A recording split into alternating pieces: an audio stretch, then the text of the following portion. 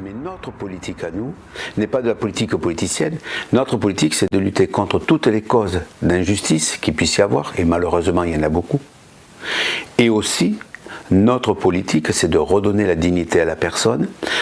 C'est aussi, notre engagement politique, c'est de respecter la terre-mère nourricière, la Pachamama, en proposant une autre agriculture, en proposant une autre manière de consommer. Pour nous, tout ça, ce sont des gestes politiques.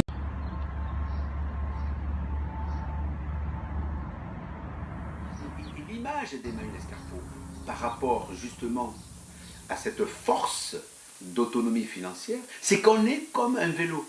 Si tu ne pédales pas, qu'est-ce que tu fais? Le vélo, il tombe. Donc, on est toujours obligé de pédaler. De pédaler, de créer, d'innover, d'interpeller, de s'interroger, de vivre, de développer l'activité. C'est ça. Donc, moi je dis l'image, le vélo. Donc on pédale, on pédale, on pédale. Parce que si demain, on avait des subventions, on s'endormirait, on attendrait. Tandis que là, non, on ne peut pas attendre, on n'a rien. On est obligé de créer, on est obligé d'avancer, on est obligé d'être actif. C'est ça la force politique de l'autonomie financière. Et qui, bien entendu, nous laisse une liberté d'action totale. On peut accueillir qui on veut, on peut s'engager dans la politique, on peut faire ce qu'on veut. Ça, c'est énorme.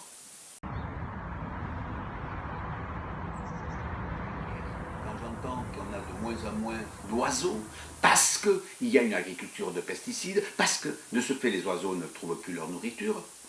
Certes, ils ne meurent pas les uns après les autres, mais ils se reproduisent de moins en moins. C'est dramatique. Et là, comment nous, Emmaüs, on peut prendre conscience de cette dégradation de la nature et que pouvons-nous faire? Eh bien, on est tout simplement un petit colibri.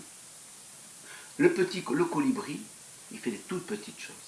Et ces petites choses, c'est comment elles peuvent petit à petit grandir. Elles peuvent se développer. Elles peuvent, et c'est ça notre interpellation.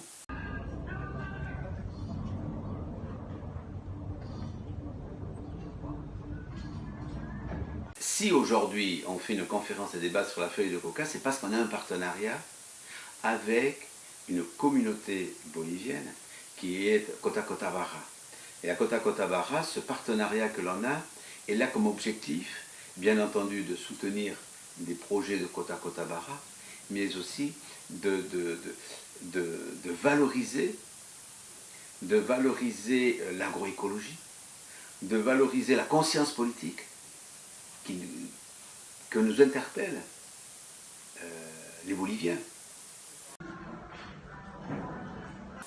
En même temps, et donc, cette conscience politique, pour nous, elle est importante. Pour nous, elle est importante parce qu'elle nous permet justement de sortir de notre confort, de notre misérabilisme, et qu'on ne soit pas justement uniquement dans ce que moi j'appelle la solidarité colonialiste. Parce que le danger, c'est quand on va faire soutenir des pays, que ce soit en Afrique, ce qu'on a fait, ou ailleurs, on a vite fait de faire du colonialisme solidaire. Notre premier combat politique à nous, Emmaüs Escarpot, mais là, je rêve, c'est qu'Emmaüs disparaisse. C'est qu'Emmaüs disparaisse. À partir du moment où Emmaüs Escarpot disparaît, où le mouvement d'Emmaüs disparaît, où les Restos du Cœur disparaissent, ça veut dire qu'on est dans une société où l'homme se respecte.